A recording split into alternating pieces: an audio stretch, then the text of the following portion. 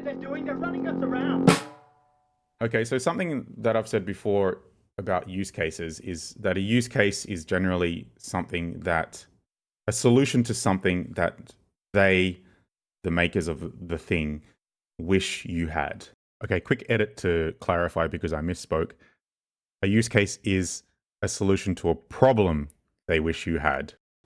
Right? So that comes from the idea that anything that in tech, especially software, modern software, has this reversal of the design process where a normal design process would be based on a purpose and deliberating through ways to satisfy that purpose. That's kind of very, very distilled version of my view of what the design process is.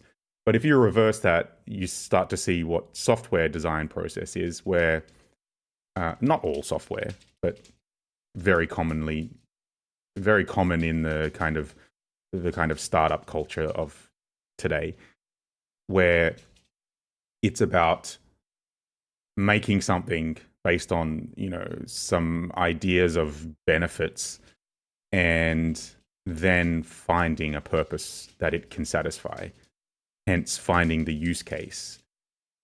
And one of the problems with that is one of the many problems with that is that once you find a use case is always going to be smaller than the sum of the thing, right? Because the use case comes after. So what a good example of that is probably the Apple Watch and the health features of the Apple Watch, where people will talk about, well, it has these amazing health benefits. It can detect irregularities in your heart. It can call emergency services if it detects a very sudden impact.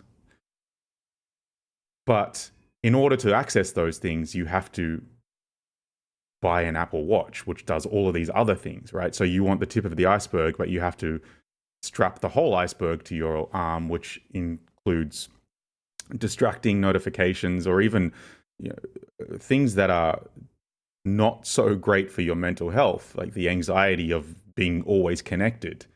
And yes, you can turn all of those things off, but that's not the point. I don't want people to talk about that. That's not the point. The point is that in order to access the use case, you have to take the whole package.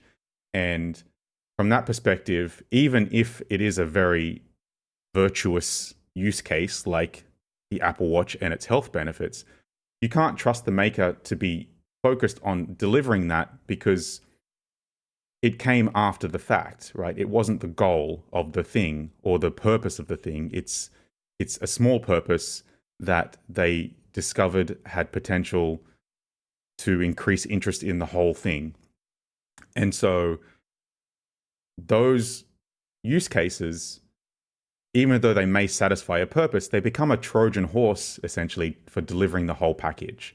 And this works, it's regardless of whether we're talking about software or hardware tech products nowadays. It's something that doesn't apply to everything, but it's very common. And I think generative AI or LLMs are, again, an amazingly huge example of this, because that's all they are. They're an invitation to find use cases where you have to, if you do find a use case, you have to take on the whole baggage of the whole thing.